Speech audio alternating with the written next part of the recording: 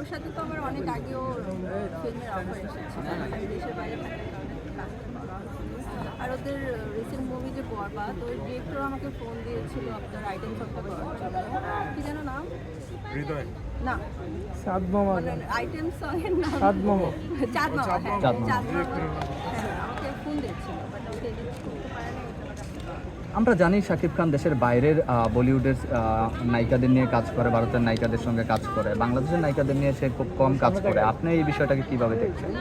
তার তো বাইরের সবার সাথে কাজ করা হয়ে গেছে, এখন সে আসলে একজন একজন করে বাংলাদেশের নায়িকার সাথে কাজ করছে। আপনি শাকিব খানের সঙ্গে কোন ক্যারেক্টারটা করতে চাচ্ছেন? যে ক্যারেক্টারটা